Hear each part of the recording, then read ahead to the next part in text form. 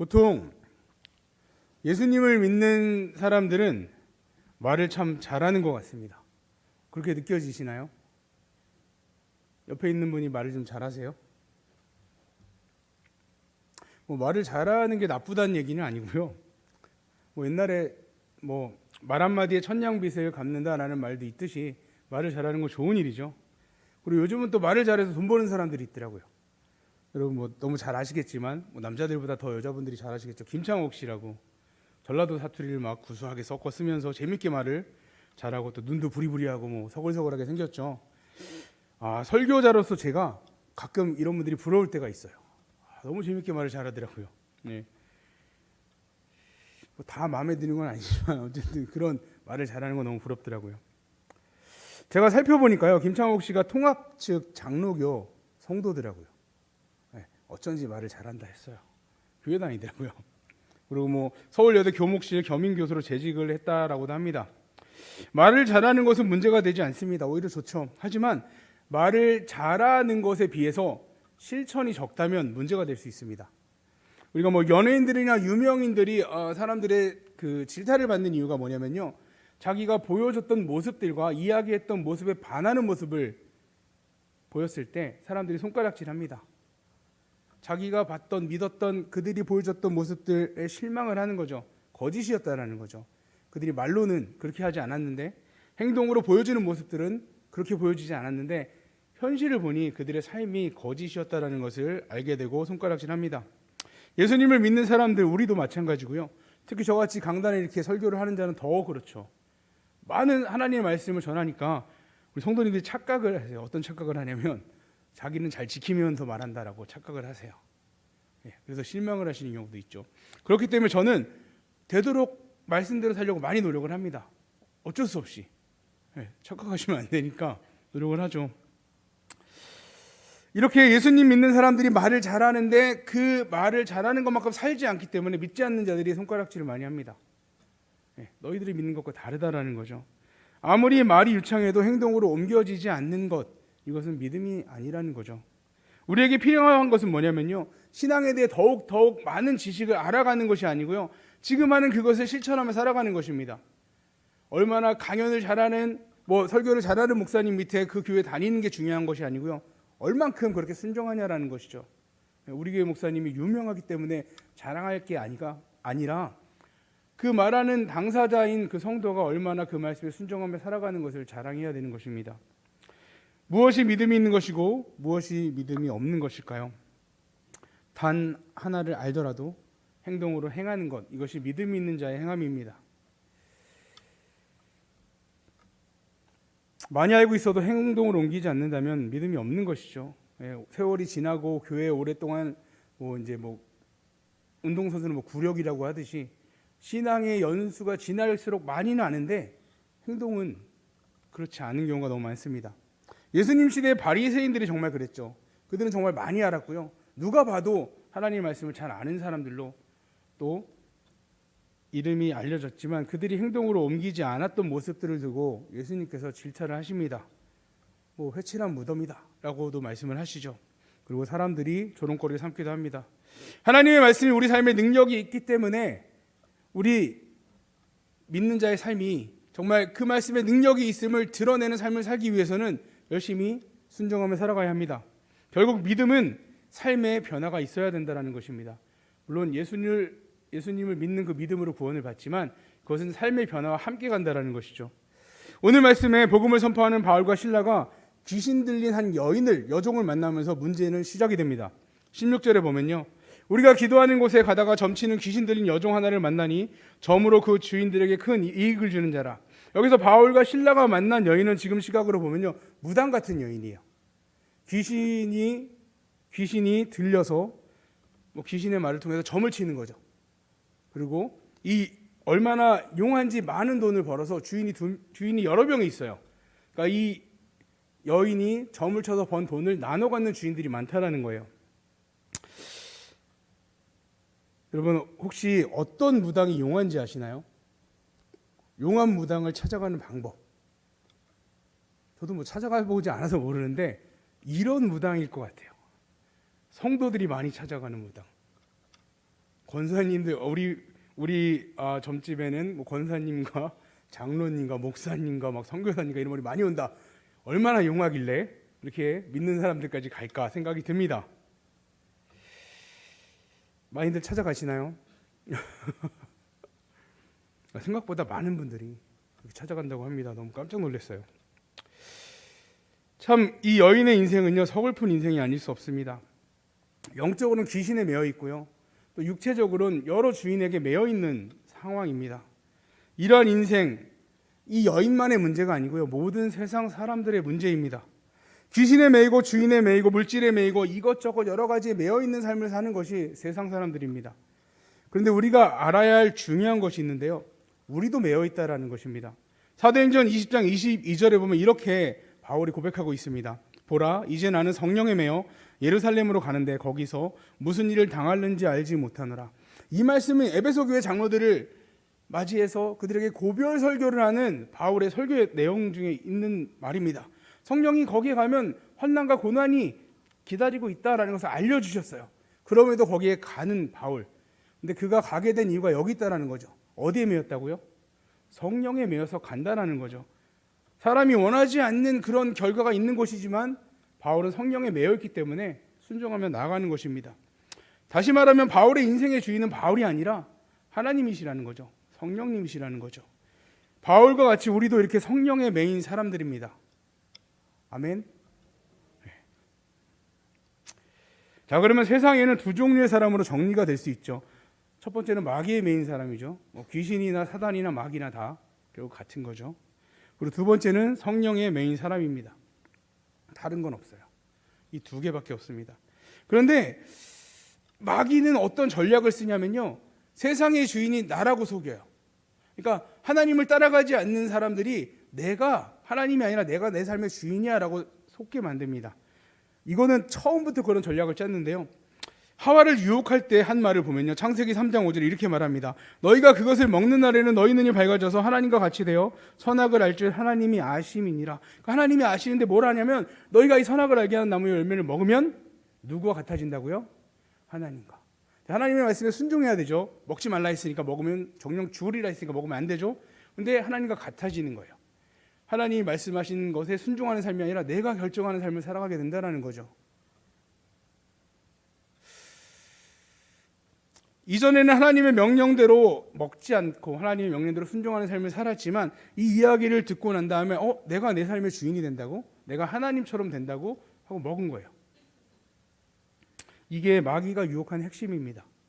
하나님께서 선악을 알게 하는 나무를 두신 핵심적인 중요한 이유는 뭐냐면요, 우리가 하나님의 말씀에 우리 자유의지로 순종하게 하시는 거예요. 로봇처럼 만드신 게 아니라 우리가 그 하나님의 말씀을 기억하고 선악을 알게 하는 나무 열매를 볼 때마다, 우리가 하나님의 말씀에 순종하고 살아야지. 하나님이 죽는다고 했잖아. 먹지 말라고 했잖아. 이 순종을 계속 해나가게 하는 것이죠.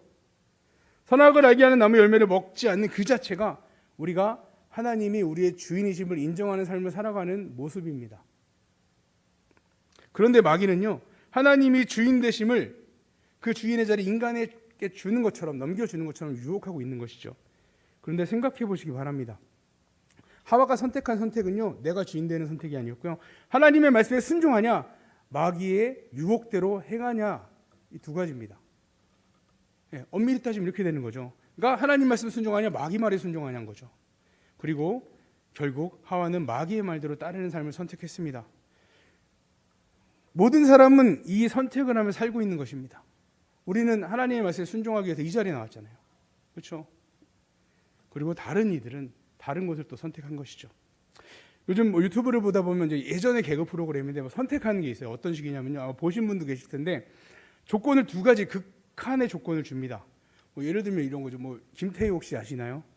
요즘 워낙 아이들이 아는 연예인과 제가 아는 연예인이 달라서, 예쁜 여자, 멋있는 남자, 무일푼의 그런 사람을 선택할 거냐, 100억이 있는 못생긴 사람 누가 있나요? 외모가 별로인 사람을 선택할 거냐? 그래서 막 두 명이 나와서 막 설명을 해요. 뭐가 더 좋다 막 설명해요. 여러분 혹시 100억 있으신가요? 그렇게 선택하셔서 그래요. 잘생긴 사람과 예쁜 사람을 선택하셨기 때문에 100억이 없는, 제가 100억이 없는 이유를 알게 됐습니다. 그래서 자, 오늘 말씀을 통해서 그러면 우리는 어떤 선택을 하며 살아야 되는지 살펴보기 원합니다. 첫 번째는요, 귀신 들려 얻는 이익과 구원받아 얻는 손해가 있습니다. 18절부터 20절까지 보면 이같이 여러 날을 하는지라 바울이 심히 괴로워하여 돌이켜 그 귀신에게 이르되 예수 그리스도의 이름으로 내가 내게 명하노니 그에게서 나오라 하니 귀신이 즉시 나오니라.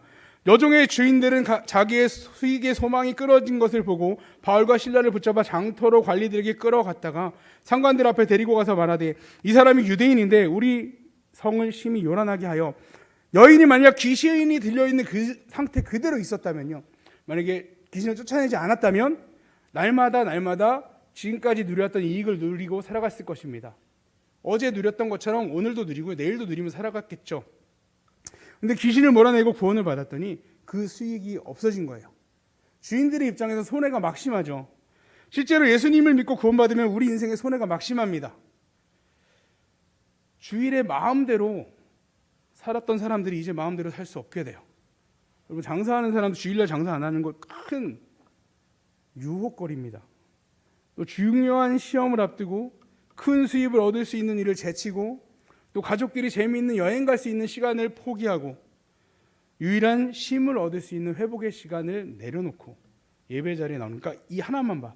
이 예배에 나오는 거, 주일 성수하는 거 한 가지만 봐도 손해가 장난이 아니잖아요. 동의하시나요? 헌금은 또 어떻게 하실래요? 11조요. 네? 자, 여러분, 이렇게 손해가 막심한데 교회에 왜 다니시나요? 네? 그럼에도 이 수요일까지도 이렇게 예배 자리에 나오신 우리 옆에 분들 엄지척 한번 해주세요. 이렇게. 대단하다 진짜. 대단합니다. 이 수요일 시간까지 주일만이 아니고 대단하십니다. 우리는 신앙생활을 통해서 이렇게 많은 손해를 볼 수밖에 없습니다. 근데요, 신앙생활에서 손해를 보지 않는 똑똑한 분들이 계세요. 어떤 분이냐면요, 신앙생활을 하고 예수님을 믿는다고 고백하지만 삶은 마귀의 종으로 살아가는 거예요. 네. 옛날에 주식 투자는 이런 얘기가 있더라고요. 분산 투자해라. 계란을 한 바구니에 담지 말아라. 분산 투자하는 거죠. 마귀를 통해서 누릴 거 누리고 예배 나와서 구원받을 거 받고. 대단하죠. 참 똑똑합니다. 우리는 안 똑똑해서 여기 나와서 이렇게 예배 드리고 있는데요. 근데 그렇게 살면 편할 수는 있습니다. 근데 변화는 없어요. 여전히 마귀에 끌려다니는 삶을 살아갈 수밖에 없습니다. 그것이 미련한 삶이 되는 거죠. 결국은 그들이 편리하다고 말하지만 결국 미련한 삶입니다. 제가 너무나 멋지게 생각해서 설교에 몇 번 인용을 했던 말씀인데요. 목사님이 자꾸 저거 하지? 제가 좋아해요. 다니엘의 세 친구의 고백이죠. 뭐냐면 풀무불에 들어가는 상황에서 이야기하잖아요. 우상에 절해라 했더니 이렇게 얘기해요. 우리 하나님이 풀무불 가운데서 능히 우리를 구해 주실 거예요. 그런데 그렇지 않다 할지라도 왕의 신들을 저희는 섬기지 않을 것입니다. 너무 멋지지 않나요? 우리가 주위에 장사하지 않아도 하나님이 우리를 물질적으로 채워주실 것입니다. 우리가 주일에 학원 가지 않더라도 하나님 우리에게 좋은 성적을 주실 거예요. 우리가 주일에 가족과 여행 가지 않고 쉬지 않아도 우리에게 회복의 은혜를 내려주실 거예요. 중요한 건 다음이에요. 여기까지 아멘 막 크게 하시는데, 그렇지 않더라도 우리는 하나님을 예배할 것입니다. 이게 중요한 믿음이에요. 그렇지 않더라도 우리의 믿음이 이와 같은 믿음이 되기를, 이와 같은 성숙한 믿음의 고백을 할 수 있는 우리가 되기를 간절히 소망합니다. 두 번째로 귀신 들려 얻은 평안과 구원받아 얻는 고난입니다.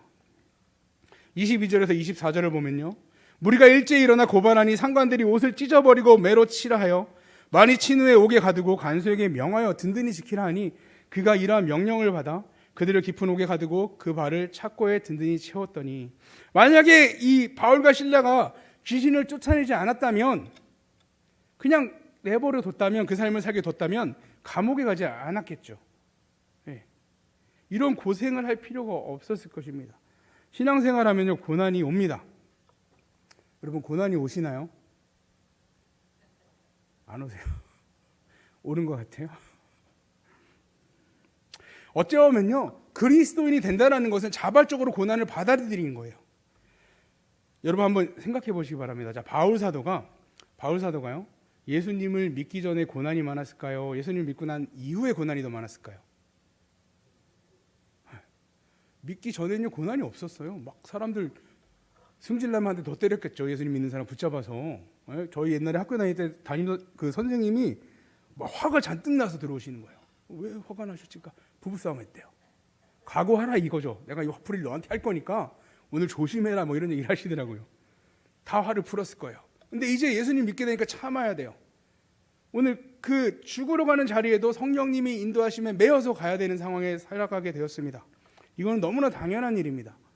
마태복음 7장 13절에 보면요, 좁은 문에 들어가라. 멸망으로 인도하는 문은 크고 그 길은 넓어 그리로 들어가는 자는 많고, 14절에 생명으로 인도하는 문은 좁고 길이 협착하여 찾는 자가 적음이라. 마태복음 16장 24절에 이에 예수께서 제자들에게 이르시되 누구든지 나를 따라오려거든 자기를 부인하고 자기 십자가를 지고 나를 따를 것이니라. 로마서 8장 17절에 보면요, 자녀이면 또한 상속자 곧 하나님의 상속자요 그리스도와 함께 한 상속자니 우리가 그와 함께 영광을 받기 위하여 고난도 함께 받아야 할 것이니라. 마지막으로 디모데후서 2장 3절에 보면요, 너는 그리스도 예수의 좋은 병사로 나와 함께 고난을 받으라. 아멘. 네. 고난 받는다. 고난을 받아야 한다. 고난을 상속을 받아라. 이야기를 합니다. 심지어 시편 119편 71편에 보면 이렇게 나옵니다. 고난 당한 것이 내게 유익이라. 이로 말미암아 내가 주의 율례들을 배우게 되었나니. 고난 당하는 것이 내게 유익이라. 얼굴이 점점 어두워지시는 거예요. 아멘. 아멘. 이 정도로 믿음의 길이 고난의 길이라고 말씀하시는 거 보면요, 우리에게 고난, 하나님이 말씀하시는 말씀이 진심입니다. 그냥 하시는 말씀이 아니에요. 정말로 고난의 길이라는 거죠. 근데 성도 여러분, 구원받는 자가 왜 고난을 받을까요? 원래 우리가 흑암의 권세 아래 있었기 때문입니다. 골로새서 1장 13절에 보면요, 그가 우리를 흑암의 권세에서 건져내서 그의 사랑하는 아들의 나라로 옮기셨으니. 우리는 본래 마귀의 종이었습니다. 뭐 잘난 사람들은 아니었어요. 마귀의 종이었어요. 그리고 믿지 않는 사람들은 지금도 마귀의 종이에요. 내가 나의 생각대로 살아가는 것처럼 보이지만, 내가 나의 선택으로 하나님 같아지는 것처럼 보이지만 결국 마귀의 종으로 살아간다는 거죠. 그리고요, 이 땅은 공중 권세 잡은 마귀가 다스리고 있습니다. 하나님이 내버려 두고 있어요. 그러니까 우리는요, 고난이 될 수밖에 없죠. 왜냐하면 예수님을 믿고 구원받는 순간 우리는 옮겨지잖아요. 하나님의 자녀로. 그럼 어떻게 되냐면 전쟁터가 되는 거예요. 마귀의 세상에서 하나님의 자녀로 있다? 전쟁터가 되는 거죠. 그렇기 때문에 우리는 반드시 진리의 허리띠를 매야 되고요, 의의 호심경을 차야 되고요, 믿음의 방패 구원의 투구를 써야 됩니다. 그리고 성령의 곧 하나님의 말씀으로 우리를 무장시켜야 된다는 거죠. 전쟁에 승리하려면 무장을 해야 된다는 거예요. 전쟁이 아니고 평안하면 필요가 없죠. 우리가 다닐 때 뭐 무장하고 다니지 않잖아요. 영적인 전쟁터에 들어왔으니까 이제 무장하고 전쟁을 해 나가야 된다는 것입니다. 어떤 전쟁터가 편안할 수 있습니까? 고난이죠. 고생입니다. 그래서 우리는 고난을 당할 수밖에 없습니다. 그럼에도 우리가 기쁨을 고백할 수 있는 건 뭐냐면요, 이 전쟁터 안에서 전쟁을 할 때 하나님이 어떤 분이신지 알 수 있기 때문입니다.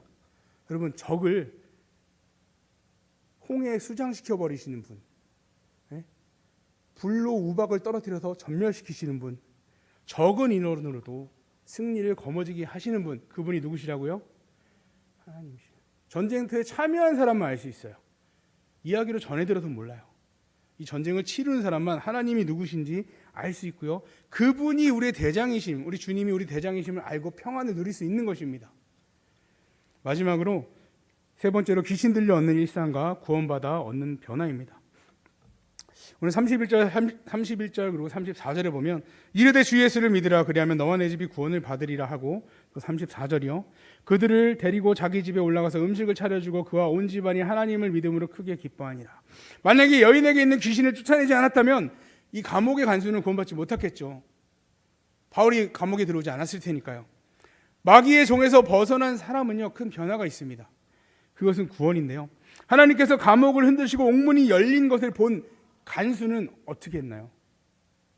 뭐 했어요, 간수가요? 문이 열렸네? 문을 닫았나요? 칼을 빼들고 자살을 하려고 했어요. 자살. 세상 모든 사람의 끝이 이렇습니다. 여러분, 자살이 뭐죠? 자기가 자신을 살인하는 거잖아요. 스스로 죽는 게 자살이죠. 복음을 들은 우리는 선택할 수 있습니다. 어떤 선택을 할 수 있냐면요, 예수 그리스도의 복음을 받아들일 거냐, 받아들이지 않을 것이냐. 여러분 어떤 선택을 하셨나요? 선택 중이세요? 어떤 선택하셨어요? 받아들이셨잖아요. 믿음으로 고백하죠. 성도 여러분, 복음을 거부하면요 멸망이에요. 영원한 형벌입니다. 이게 자살이잖아요. 복음을 거부하는 것, 그게 자살입니다. 영원한 자살이죠. 육신의 죽음을 넘어선 영원한 자살입니다. 성도 여러분, 혹시 예수천국 불신지옥이라는 문구를 들어보신 적 있으시죠? 네. 어느 신부가 쓴 글인데요, 이 예수천국 불신지옥이라는 이 전도의 방법을 듣고 얘기를 하는 거예요. 전철이나 거리에서 예수천국 불신지옥 간판을 목에 걸고 전투적으로 전도하는 이들을 볼 때 안쓰러운 느낌이 있습니다. 중략하고요. 예수님의 가르침은 그런 가르침이 없습니다. 그랬다면 그리스도교 발생 이전에 선대의 사람들은 다 지옥에 갔다는 것일까요? 아직 복음이 전해지지 않은 인류 모든 사람들의 3분의 1을 차지하는 무슬림이나 힌두교인들은, 불교도들은 모두 지옥에 가나요? 또 중략해서 마지막에요, 예수님은 절대 그렇게 가르쳐 주시는 분이 아닙니다. 어떻게 생각하세요? 네, 아멘 하시면 안 되거든요. 만약에요, 천주교가, 이 신부가 말하는 게 천주교의 모든 생각이라면, 그렇게 생각을 하고 있다면요, 제가 생각하기에 이 땅에 가장 강력한 이단은 천주교라고 생각합니다. 구원의 길이 여기저기도 있다라는 얘기거든요. 근데 절대 성경에 그런 말이 없어요. 오히려 이들이 없는 말을 지어내고 있는 거죠. 물론 하나님 아버지의 마음은 모든 사람이 구원받는 데 있습니다. 하나님의 마음이세요. 그래서 예수 그리스도를 이 땅에 보내주신 거예요. 독생자 예수 그리스도를 모든 사람이 구원받도록 하기 위해서. 예수님의 십자가의 죽으심의 그 의를 통해서 모든 사람이 구원을 받을 수 있습니다. 그런데 그 복음 되시는 주님의 말씀은 단호합니다. 요한복음 14장 6절에 보면요, 예수께서 이르시되 내가 곧 길이요 진리요 생명이니 나로 말미암지 않고는 아버지께로 올 자가 있다 없다? 없느니라. 이 전에도 제가 말씀드렸는데 여기에 빠지는 게 있어요. 우리나라 한글 성경에는 빠져 있는데 해석을 제대로 하면 이렇게 돼요. 내가 곧 그 길이요, 내가 곧 그 진리요, 내가 곧 그 생명이. 정확해요. 여러 가지 길 중에 하나가 아니고요, 여러 가지 생명 중에 하나가 아니고, 여러 가지 진리 중에 하나가 아니라는 거예요. 바로 그 길이고 진리고 생명이 누구시라고요? 예수님. 예수님 외에는요 구원으로 갈 수 있는 길이 전혀 없습니다. 절대 없습니다. 선대의 구원도 마찬가지예요. 이제 아브라함의 얘기를 하겠죠. 아브라함을 이스라엘 백성의 조상 로 얘기할 수 있는데, 이슬람도 아브라함을, 유대인들도 아브라함을 다 조상으로 생각을 하죠. 로마서 4장 3절에 보면 이렇게 나옵니다. 성경이 무엇을 말하느냐? 아브라함이 하나님을 믿음에 그것이 그에게 의로 여겨진 바 되었느니라. 아브라함이 의롭게 된 이유가 뭐라고요? 하나님을 믿었기 때문이죠. 하나님 뭘 믿었을까요? 약속을 믿은 거죠. 어떤 약속을 믿었죠? 아들을 주시겠다라는 거죠. 자, 아브라함의 자손에 누가 나와요? 오실 예수님을 믿었어요. 그리고 그거를 하나님이 의로 여겨주셨습니다. 그러니까 예수님 믿고 구원받은 거예요. 예수님 그때 없었는데요. 하나님의 약속이 누구예요? 예수님을 보내시겠다는 약속이죠. 지금 우리는 다시 오실 예수님을 믿고 있죠. 예수님 외에는 어떠한 방법으로도 구원받을 수 있는 방법은 이 땅에 없습니다. 만약에 그걸 얘기한 데가 있다면요, 빨리 돌이키셔야 돼요. 거기 이단입니다. 잘못된 신앙이에요. 멋있는 게 아니에요. 멸망으로 가는 겁니다. 이제 우리는 하나님의 자녀에 합당한 삶을 살아가야 합니다. 그 길이요 세상에 손해되는 길입니다. 그리고 그 길이 고난의 길이요, 100% 고난의 길이에요. 99%도 아니에요. 고난이에요. 그렇다 할지라도 우리는 그 길을 걸어가야 합니다. 왜냐하면요, 그 길이 복된 길이기 때문입니다. 그 길이 영생의 길이기 때문입니다. 우리 성도님들의 삶이 세상이 이해하거나 알 수 없는, 전혀 깨달을 수 없는 그 기쁨으로 충만한 삶이 되시기를 주님의 이름으로 축원합니다.